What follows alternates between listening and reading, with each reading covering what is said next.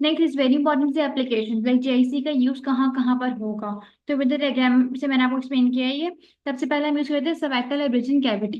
Like अगर आपकी cervical abrasion हुई हुई है लाइक अगेन तो ब्रश ट्रॉमा जिसको हम कहते हैं, तो उसकी वजह से वहां पर बेसिकली यहाँ पे ये देखो हमने इसको कैविटी थी, इसको हमने जेआईसी से पेलिंग कर दिया तो बिल्कुल एग्जैक्टली तो की शेप के साथ आ रहा है ये। ठीक है।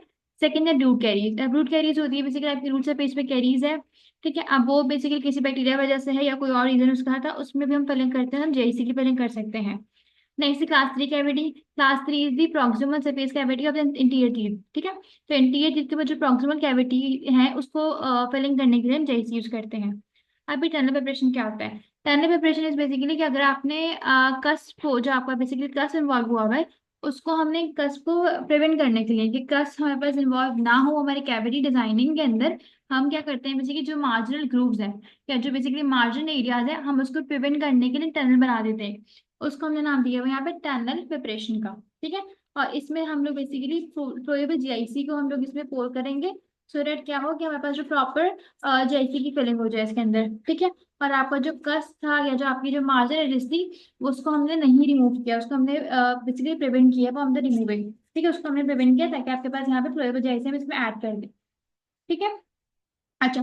नेक्स्ट इज बेसिकली हमने करना है class 1 class 2। Class 1 is patient pressure carries, तो यहाँ पर जो सेंटर में होती है पेशेंट प्रेशर कैरीज इसमें आप यूज करते हैं जेआईसी को। And class 2 is a proximal surface of the posterior teeth. ठीक है। तो हम लोग यहाँ पर भी जेआईसी को यूज कर रहे होते हैं इन दोनों की फिलिंग के लिए भी। Next is very important sandwich technique. अब सैंडविच टेक्निक क्या होता है बेसिकली आपने इसे मिक्सचर है ये जेआईसी का कॉम्पोजिट का। इसमें मैंने किया क्या है कि यहाँ पर मेरी डेंटिन है और ये मेरा एनामल है। तो जो डेंटिन इज को रिप्लेस जेआईसी रिप्लेस करे डेंटिन को, और जो आपकी इनामल है कॉम्पोजिट रिप्लेस कर रहा है इनामल को। ठीक है। तो बेसिकली क्या होता है कि नीचे आपकी जेआईसी की फिलिंग है और ऊपर कॉम्पोजिट की फिलिंग है। तो इससे क्या हुआ कि जेआईसी आपको हेल्प कर रहा है राइट प्रॉपर टेंशन वगैरह के लिए और एक मैकेनिकल स्ट्रेंथ प्रोवाइड कर रही है। और जो कॉम्पोजिट है वो स्टैटिकली प्रॉपर होता है वो। ठीक है। तो सेनोसिटिक इज वेरी इंपॉर्टेंट अपने याद रखने की कौन कौन सी दो फिलिंग्स भी यूज की है हमने। एक ग्लास आइनम और दूसरा कॉम्पोजिट यूज किया हुआ था। इसके अलावा जेआईसी का बहुत इंपॉर्टेंट रोल है फिलिंग ऑफ डेसिडस टीथ। ठीक है। आपको डेसिडस एडिशन में फिलिंग करनी है तो हम जेआईसी यूज करते हैं वहां पर एज अ कैविटी बेसिस या जो आपकी कैविटी लाइनर्स है ग्लास लाइनर के नीचे हम लोग अगर as a cavity base use कर रहे हैं इसको ना तो ये भी हम लोग यूज कर सकते हैं।